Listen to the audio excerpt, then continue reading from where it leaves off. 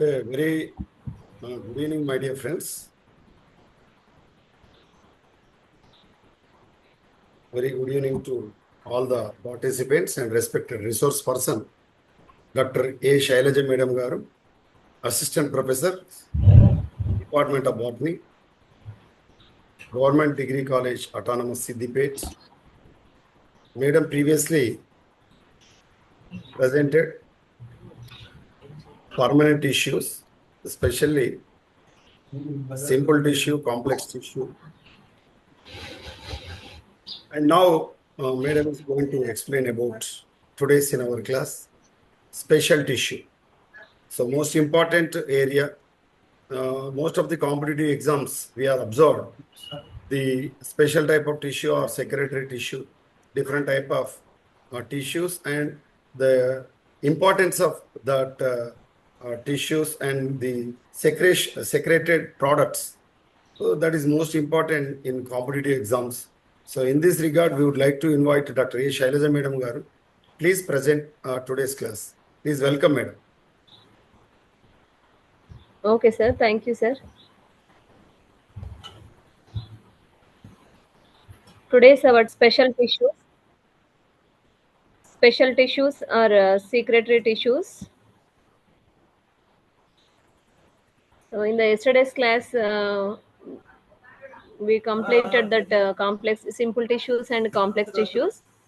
So these are the special tissues or secretory tissues. The cells are tissues that are concerned with secretion or excretion from the plant body are called secretory tissues or glandular tissues. This is the special type of tissues. The cells or tissues that are concerned with the secretion or excretion. So that fluid outcome or excrete from the plant body, those are called secretory tissues or glandular tissues. Secretory elements may exist as isolated cells or may form a compact tissue or an organ or gland. Secretory tissues are mainly of two types, that is external secretory structures and second one's internal secretory structures. So secretion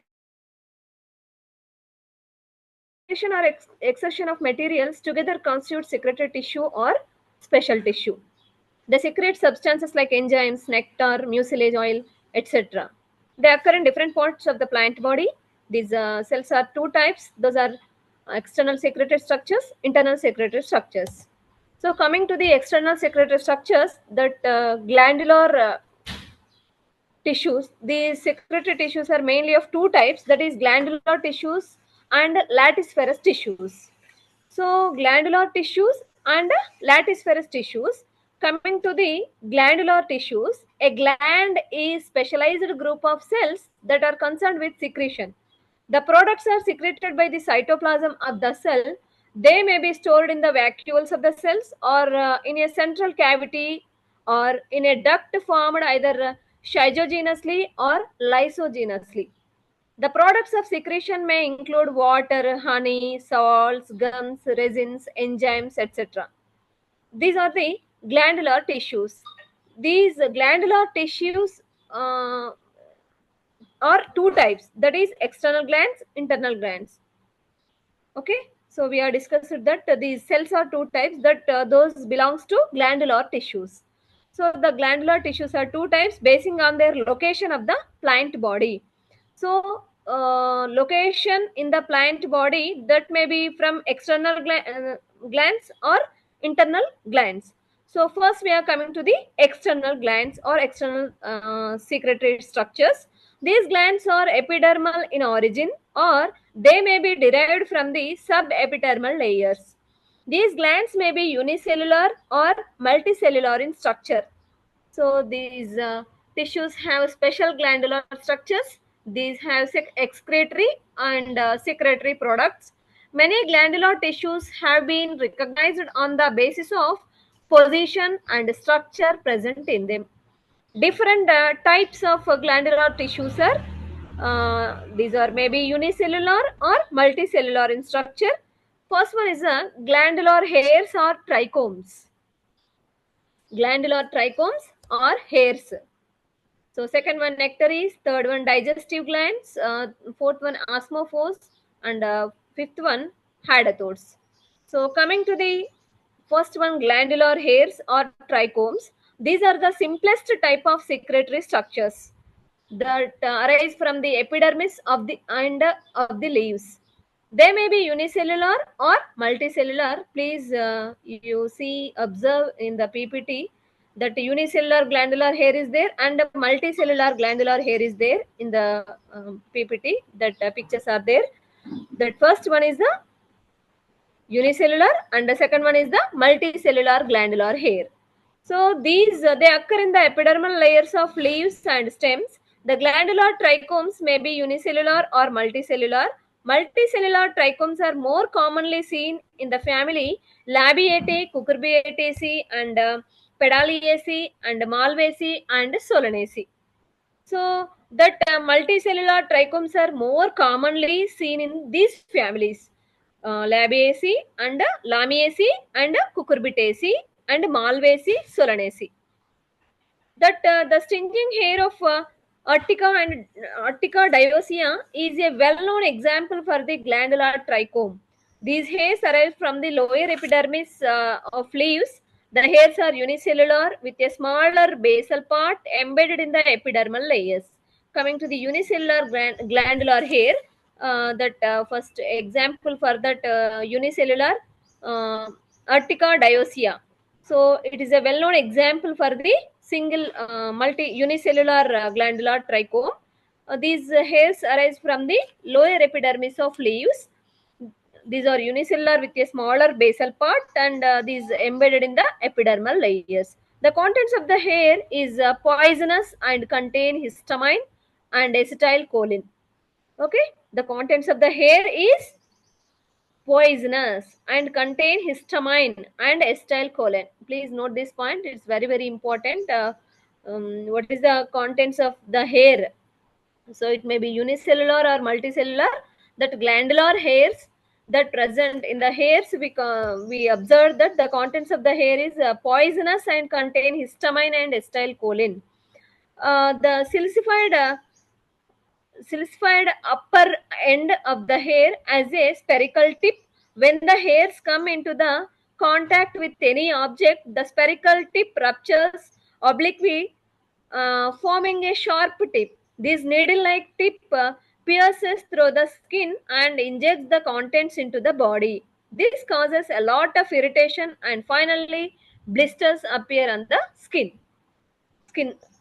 So that is the purpose of hair, that is stinging tip is there. Okay, the round spherical tip is there. It presented the tip of the hair. So we observed that that poisonous end, okay, that contains histamine and acetylcholine. What is the purpose of this poisonous end?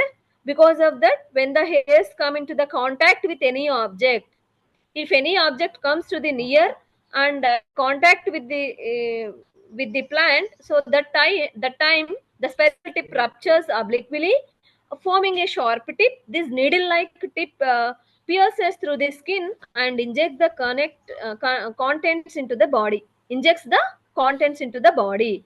So what happened at the time? This causes a lot of irritation and finally blisters appears on the skin.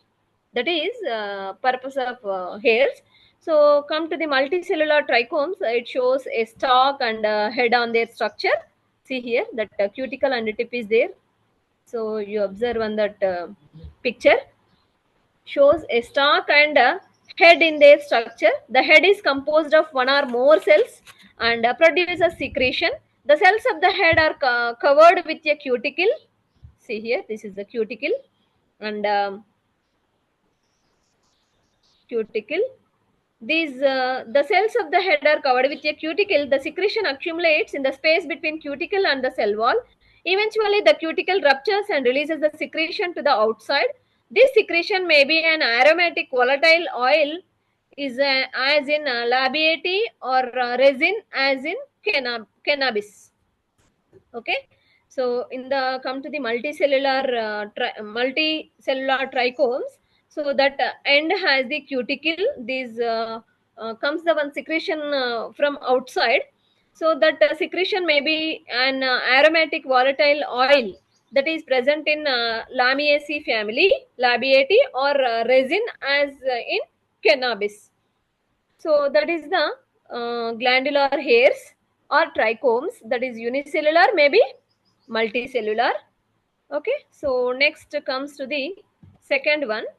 So see here, this toxic becomes substances are allergic to the animal by causing irritation and itching. Example, trazia. Okay, in multicellular, the PPT is visible. Any problem? My voice Yes, is clear? yes, everything is clear, madam. Proceed. Okay, sir. Thank you. In multicellular glandular hairs, the apex of the hair has a cuticle lining. When the animal comes in contact, the cuticle lining breaks and the secretory substance is released. Example, Labiate, Cucurbitaceae, Solanaceae plants. This is the multicellular hairs. And come to the nectaries. See here, that is the glands concerned with the secretion of nectar. A sugary solution are known as nectaries. So the nectar secreting glands are known as nectaries. Entomophilous pollinated plants secrete nectar through nectaries. Entomophilous. So that the nectar glands are located in the floral parts. See here. This is the staminate flowers. This is the pistillate flowers.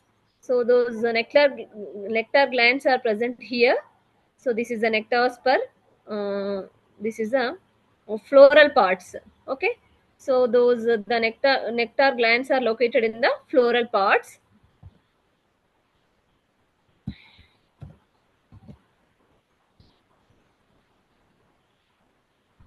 Okay. So these in the nectar attracts the insects to affect pollination. On the basis of position, nectaries can be classified into two types. That is floral nectaries. This is about the floral nectaries. Nectar is associated with the parts of a flower. Floral nectaries may be found at the base of ovary, cruciferae, and second one is at the base of perianth. Example, Ranan. Please note down these examples. So floral nectaries, which are associated with the parts of a flower, those are called floral nectaries. So based on the position, so at the base of ovary, example cruciferae, at the base of perianth, ranunculus, at the base of perianth, example ranunculus, at the base of stamens, that is polygonum, on the receptacle between sepals and petals, caparis. So in different plants, we observe that different parts. So on the filament of stamens, dianthus. On the filament of stamens, dianthus. Between stamens and ovary. So some nectar is presented between the stamens and ovary. Moringa and lathyrus. Moringa and lathyrus. Next, hidden in the spur. Tropiolum. Example, tropiolum. Hidden in the spur. Example, tropiolum. On the style. Example, calendula and taraxacum. Calendula and taraxacum. As a disc at the base of the ovary. As a disc at the base of the ovary. Example, citrus. Example, citrus. Next, receptacle of the ovary. Example, eucalyptus callistemon. Example, eucalyptus callistemon. Edges of involucre. Example, euphorbia. Euphorbia pulcherrima. These are the floral nectaries. And coming to the next second one, extra floral nectaries. Nectar is present on the vegetative parts of the plant like stem, leaves, stipules, pedicels of flower are called extra floral nectaries. They are found in the families Verbanaceae, Bignoniaceae and Euphorbiaceae. The extra floral nectaries are present only three families, that is Verbanaceae, Bignoniaceae and Euphorbiaceae. Coming to the structure, The structure of the nectary gland can be best studied in Euphorbia pulcherrima. The nectaries in this case, these are composed of a layer of elongated palisade-like cells. The cells are thin-walled and are filled with dense cytoplasm. The cells contain numerous mitochondria and abundant endoplasmic reticulum. The nectar is released to the exterior by diffusion through stomata. The major components of the nectar are sucrose, glucose, and fructose. The nectar also contains all the essential amino acids in one species or another. This is about the nectaries.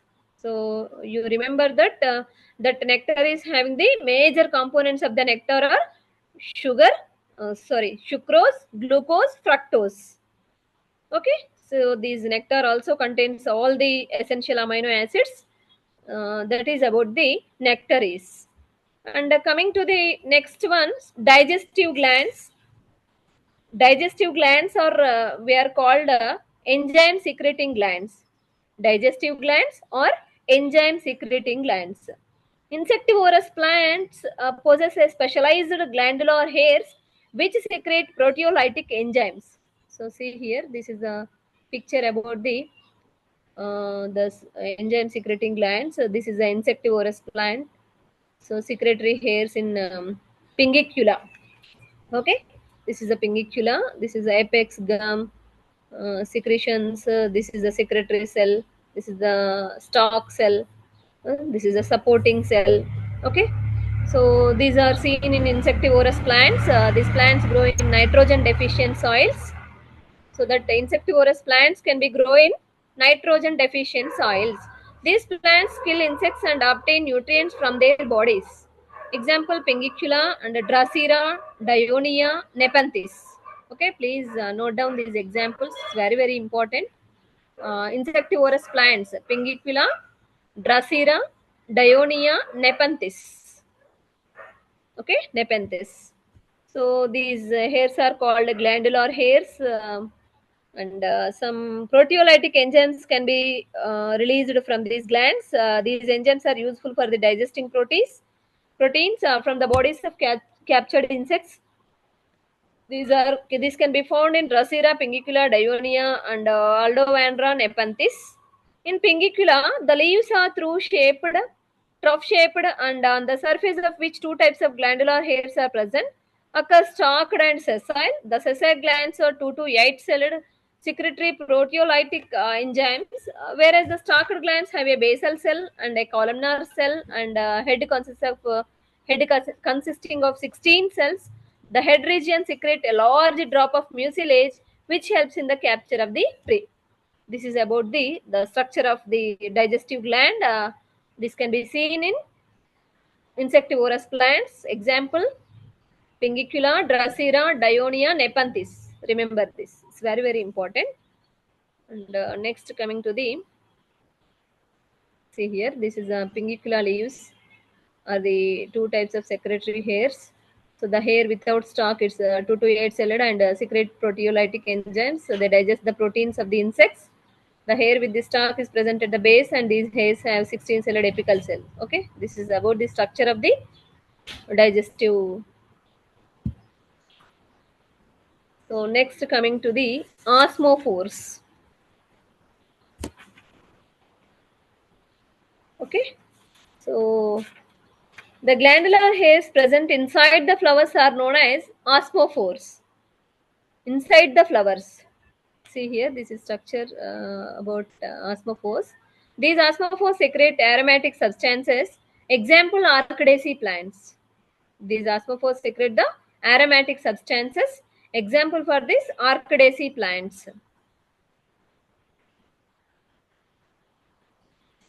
So internal, these all are about the external structures of glandular hairs. And coming to the internal glands, these are two types, secretory cavities and hydatodes. Okay, coming to the secretory cavities.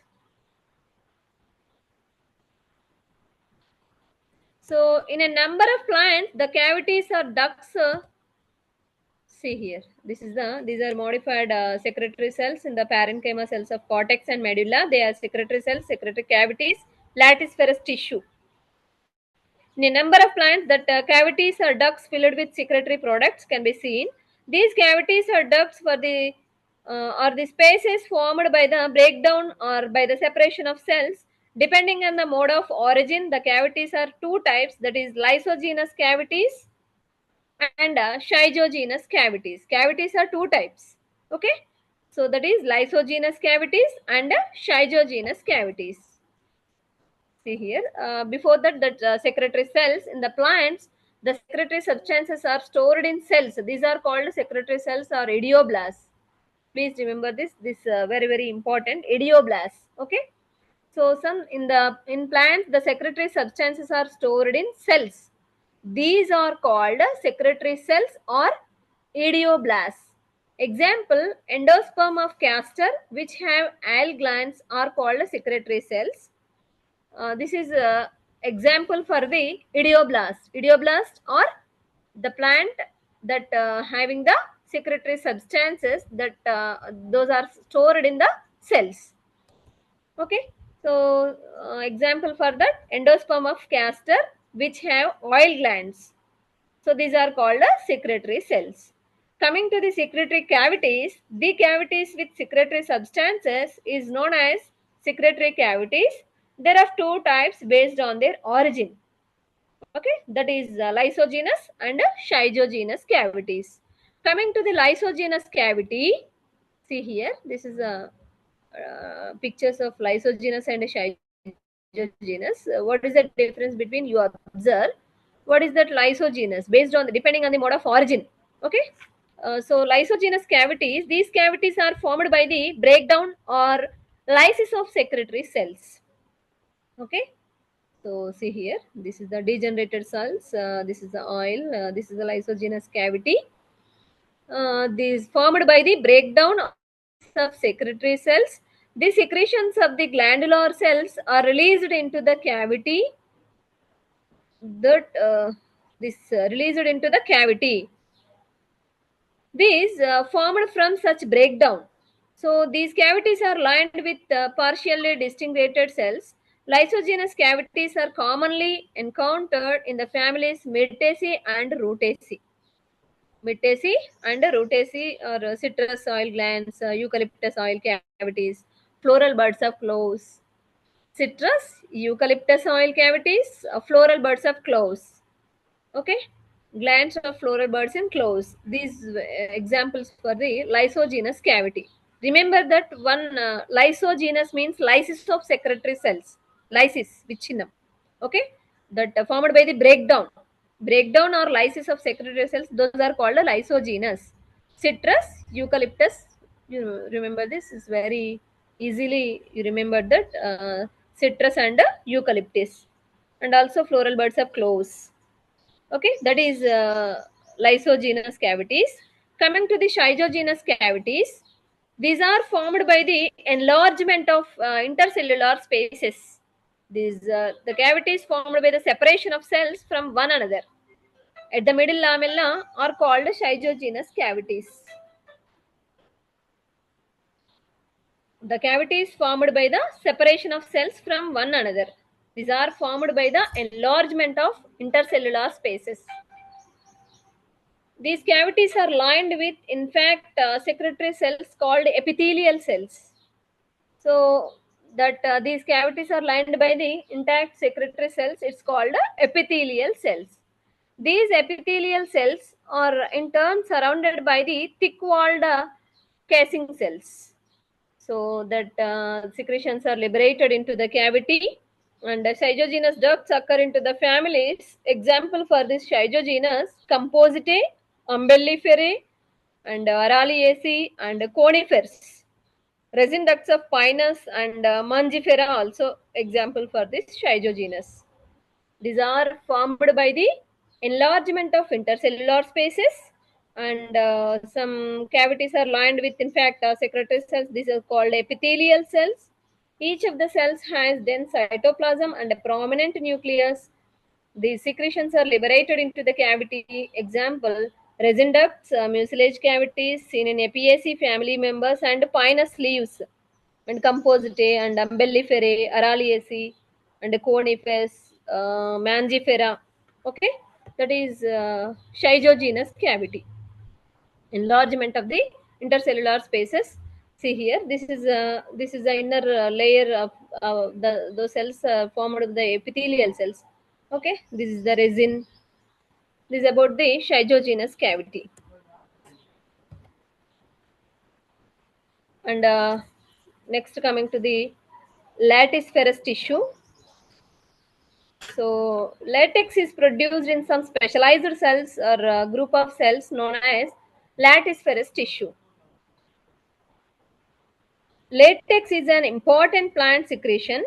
Most commonly, latex is milky white in color. Most commonly, latex. That is, in sapota, you observe that the plant leaves may be we cut into from the plant, that milky white latex come from the plant. So in some plants latex is yellow to orange colored.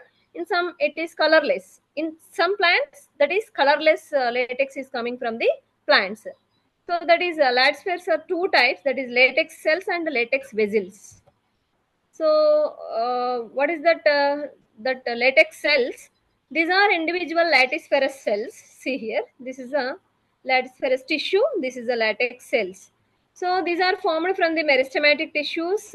These structures are simple initially and gradually grow along with the plant and produce into other tissues by dividing into branches and branchlets. See here, this is a these structures are simple and gradually grow along with the plant and protrude into the other tissues by dividing into branches and branchlets.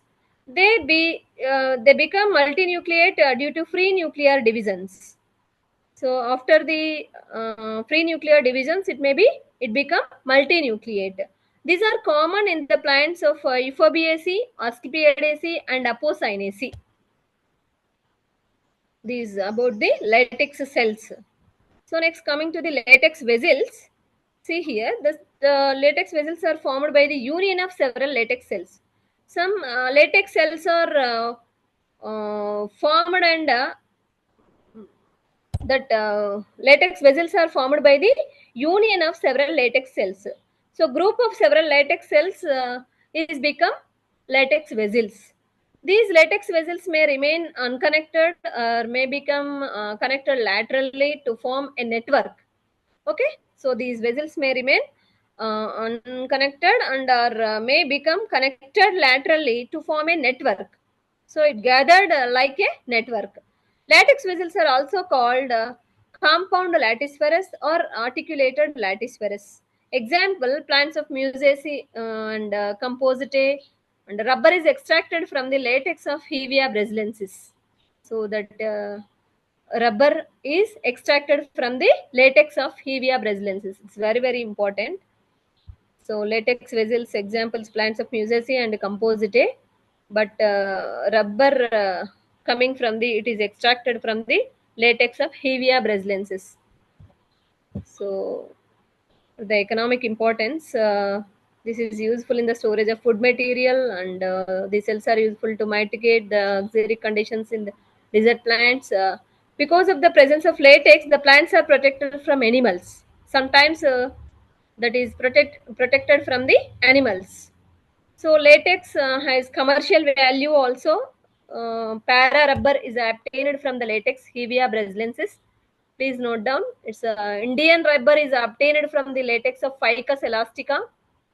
So some many competitive exams, these type of questions are asked in exams. So from the latex of sapota, chicle gum is obtained. This is used in chiclet making. So gatta parcha rubber is made from latex of Palaquium. This is used in cables. See here, economic importance of latex. Coming to this, it's very great commercial value. Para rubber is obtained from latex of Hevea brasiliensis. Indian rubber is obtained from the latex of Ficus elastica.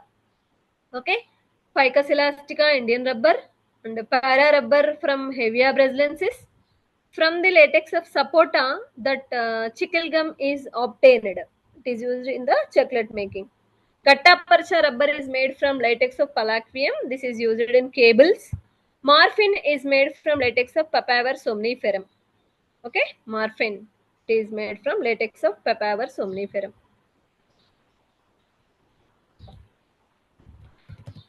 So last one, we in the external that is hydrathodes, we missed that hydrathodes are also called water stomata or water pores. This is also external structures. It's important. Hydrathodes are also called hydrathodes. Okay, so this is the hydathode structure of hydathode.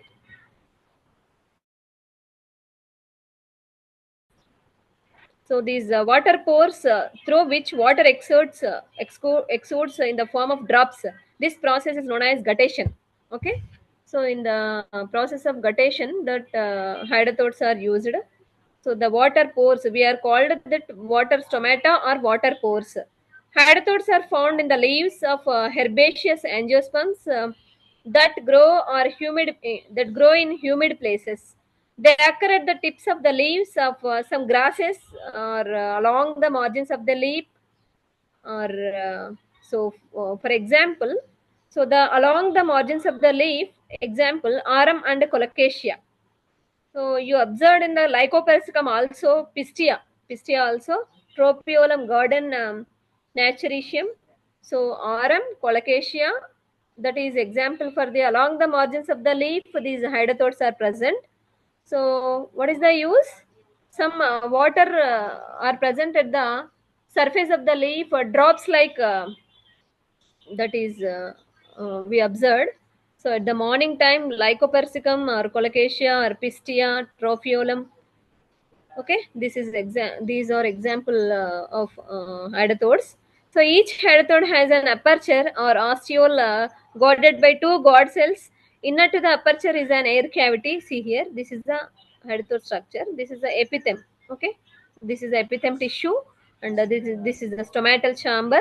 So this is the hydathode. This is the epidermis. These are the tracheids, intercellular spaces. This is mesophyll cells in the leaf structure we observe here. See here, this is the hydathode. So this is the stomatal chamber. Okay, so the near the stomatal chamber, that hydathode is there. Each hydathode has an aperture or ostiole. Okay, it guarded by two guard cells. Inner to the aperture is an air cavity, that is air cavity. Below which is loosely arranged parenchyma cells is called epithem. Okay, this is the epithem. This is the loosely arranged parenchyma cells. This is called epithem. The epithem is contact with the tips of tracheids of a vascular bundle. The hydathodes become active only when the root pressure increases due to reduced transpiration under humid conditions. Okay.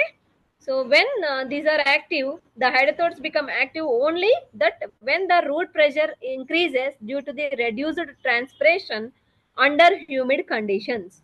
So due to high root pressure, the water moves out of tracheids. This water passes through the intercellular spaces of epithem and is finally discharged to the outside. So the liquid escaping through hydathodes is not a pure water, but it is a solution containing a number of dissolved substances. Okay, that is about hydathodes. So it have the complex structure. It consists of vein-ending epithem and a chamber and a pore. This is the epithem. This is the chamber, air chamber. That is the stomatal chamber. The vein-ending consists of tracheids. Okay, these are the tracheids. This is the structure. So how it will work? When they become, these hydathodes are active only when the root pressure increases due to reduced the transpiration under humid conditions. So due to high root pressure, the water moves out of tracheids. Then that water passes through the intercellular spaces of epithem and is finally discharged to the outside. That the liquid escaping through the hydathodes is not a pure water, but it is a solution. It containing a number of dissolved substances. That is the uh, structure of hydathode and what is the use of hydathode. This is about the hydathode. These all are about the special tissues or secretory tissues. So already we are discussed that internal structure and external structures. So coming to the external structure, we learned in the external structures, digestive glands and osmophores and nectaries, and the first one is glandular hairs. Okay, so see here again I discuss this. So coming to the first one, so in the secretory tissues, that glandular tissues. Coming to the glandular tissues, two types, that is external and internal. So in the external glands, glandular trichomes and the next nectaries and the digestive glands and osmophores. Okay, so those are all are external. And coming to the internal structures, coming to the internal, that is secretory cells, secretory cavities, and lattice tissue. Secretory cells, those are called idioblasts. It's very very important. Secretory cells or idioblast. So in the plants, the secretory substances are stored in cells. These cells are called idioblasts. Secretory cells or idioblasts. Example for that, endosperm of castor, which have oil glands, are called secretory cells. So that's very very important. Coming to the cavities, these are two types, lysogenous and schizogenous. Already we discussed that how it is formed. The lysogenous, it breakdown or lysis of cells, that is lysogenous. Coming to the schizogenous, these are formed by the enlargement of intercellular spaces. Coming to the lattice tissue, that is latex. Okay, so which they are produced the latex, some specialized cells, those are called lattice tissue. So it is very important plant secretion. Most commonly latex is milky white in color. In some plants this is yellow color or orange colored or some colorless. So latex cells, latex vessels. Coming to the economic importance, so these are the very important Hevea brasiliensis, and so that is para rubber is coming from Hevea brasiliensis. Indian rubber is obtained from the latex of Ficus elastica. From the sapota latex, this is used in the chocolate making. And gutta percha rubber is made from latex of Palaquium. This used in cables. Okay, so actually that questions are asking from these portion, that which rubber is used in cables. So that is coming from which plant. Okay, which plant latex is used in cables. So asking like that. Morphine is made from the Papaver somniferum. So these are very important topics. Okay, thank you.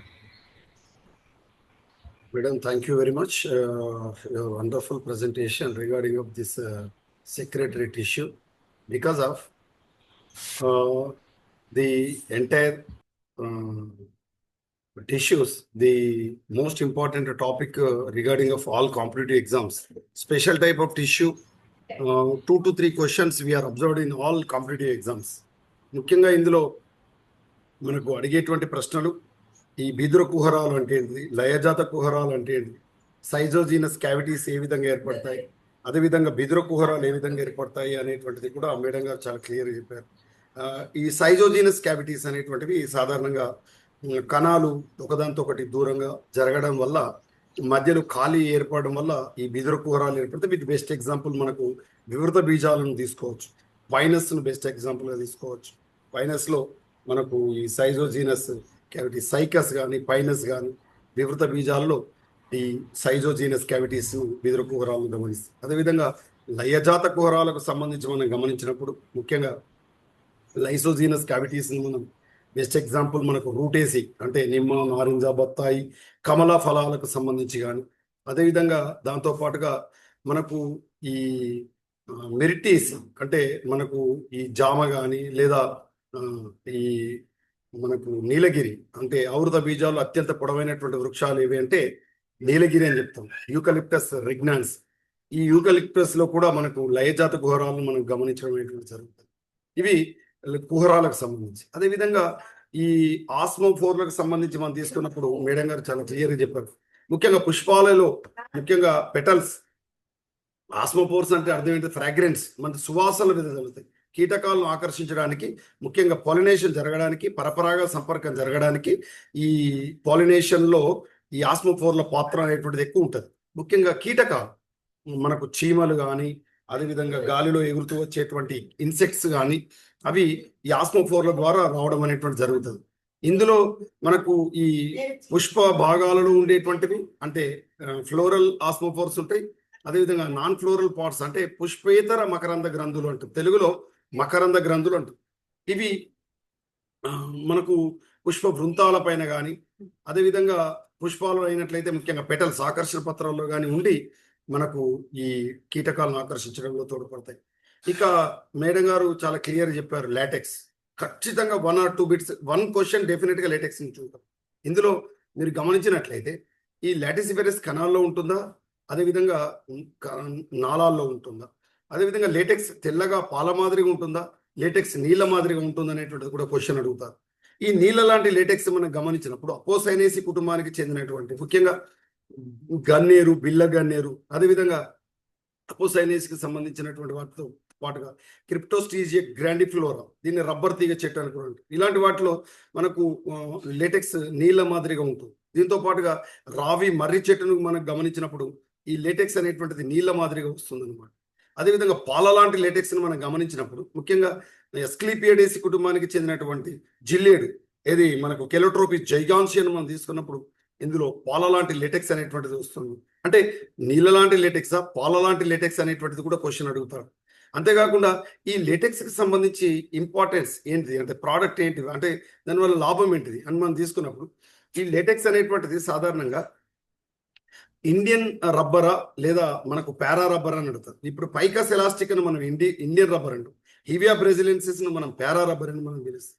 ఈ rubber చెట్లు ఎక్కువగా కేరళ ప్రాంతంలో ఎక్కువ పెరుగుతాయి. మీరు ఎప్పుడన్నా శబరిమల యాత్ర వెళ్ళినప్పుడు మీరు గమనిస్తే ఈ పొడవుగా పెరుగుతున్నటువంటి చెట్లను మీరు గమనిస్తే సర్పిలాకారంలో దాని చుట్టూ గార పెడుతూ వాళ్ళు లేటెక్స్ను తీసుకోవడం అంటే జరుగుతుంది. అది గడ్డగట్టిన తర్వాత అందులో గిన్నెలో తీసుకొని దానికి సల్ఫర్ ఏది యాడ్ చేసి వల్కనైజేషన్ అనేటువంటి ప్రాసెస్ ద్వారా రబ్బర్ను మృదువుగా తయారు చేస్తారు, మెత్తగా చేసి.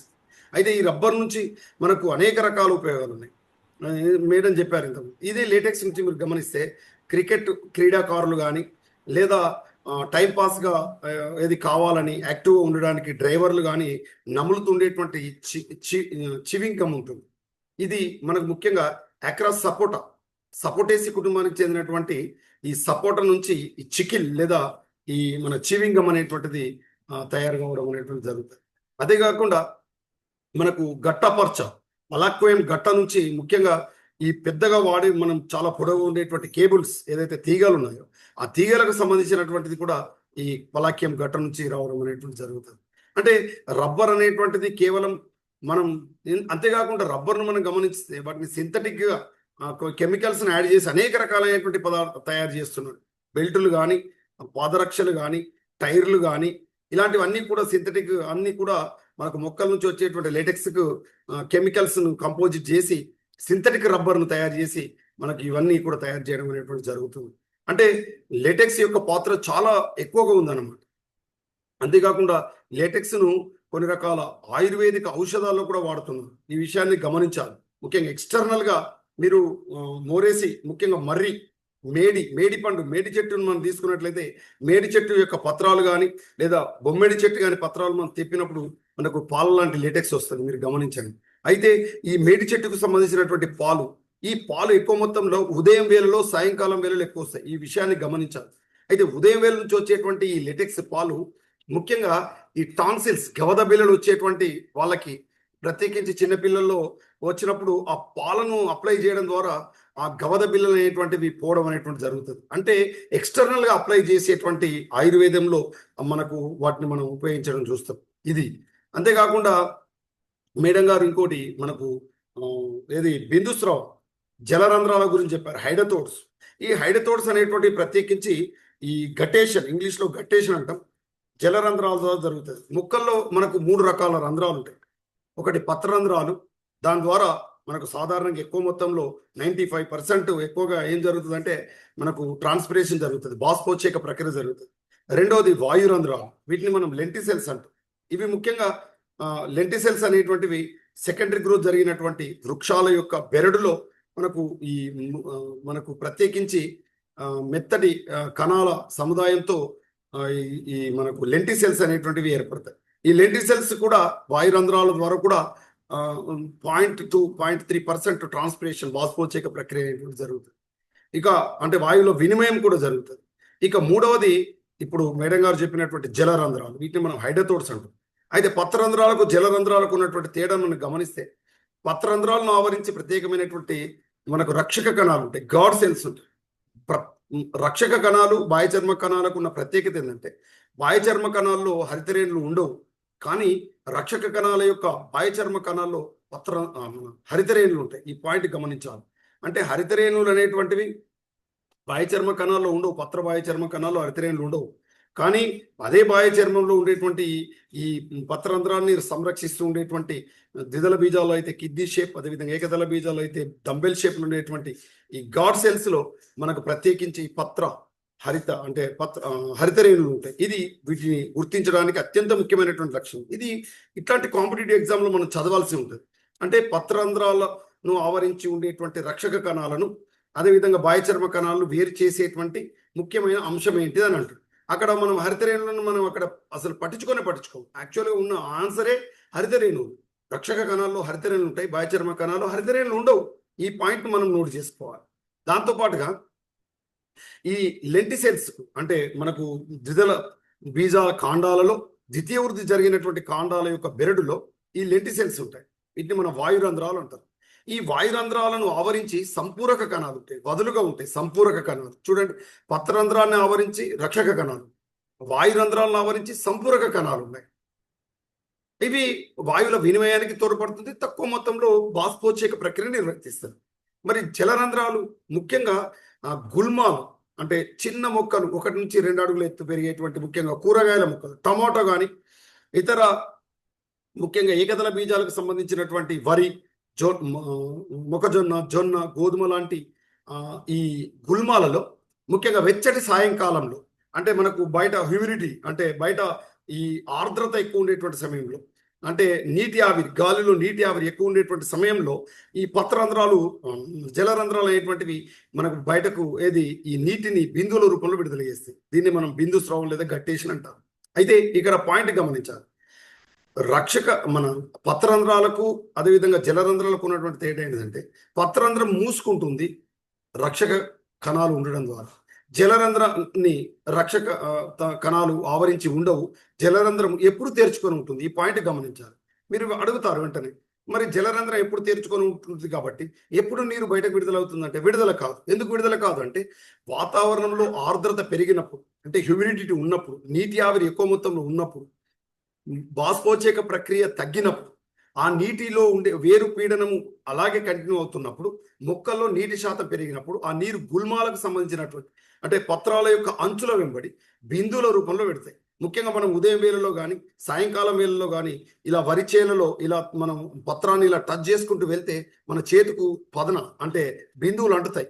అదేవిధంగా టమాటా మొక్కను కానీ మనం గమనిస్తే ఇవన్నీ అంటుతాయి. Just because of this guttation, బిందు స్రావం అని మనం చెప్పుకోవాలి. అంతేకాకుండా బిందు స్రావంకు సంబంధించి మనం గమనించినప్పుడు ఇందులో వదులుగా ఉండేటువంటి జలరంధ్రానికి దగ్గరగా వదులు ఉండేటువంటి కణజాలం ఎపిథేమ్ అనేటువంటి కణజాలం ఉంటుంది. ఇది అత్యంత ముఖ్యమైనటువంటి పాయింట్. పత్రరంధ్రాన్ని ఆవరించి రక్షక కణాలు, అదేవిధంగా వాయురంధ్రాలని ఆవరించి అంటే వాయురంధ్రానికి దగ్గరగా వదులుగా ఉండేటువంటి సంపూరక కణాలు ఉన్నాయి. ఓకేనా? అదేవిధంగా కాంప్లిమెంటరీ సెల్స్ అంటారు. ఇక్కడ మాత్రం జలరంధ్రానికి దగ్గరగా వదులుగా ఉండేటువంటి కణజాలాన్ని ఎపిథెమ్ కణజాలం అంటుంది. ఇది 3 రంధ్రాలు మనకు మొక్కల్లో ఉండేటువంటి ముఖ్యమైనటువంటి పోర్స్. ఈ పాయింట్ మనం గమనించాలి. స్టొమాటా, లెంటిసెల్స్ అండ్ మనకు హైడోథోర్స్. ఈ మూడింటి గురించి డెఫినెట్ గా ఎగ్జామ్ లో 1 or 2 బిట్స్ కంపల్సరీ వస్తాయి.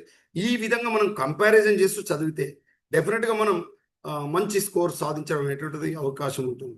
ఇవాళ శైలజ మేడం గారు చాలా పర్ఫెక్ట్ ఒక కాంపిటేటివ్ ఎగ్జామ్లో మనం ఏ విధంగా ఆన్సర్ చేయాలో ఎగ్జాంపుల్ చెప్పారు. అంతేకాకుండా మీరు గమనిస్తే ట్రైకోమ్స్, గ్లాండులార్ ట్రైకోమ్స్ గురించి చెప్పారు.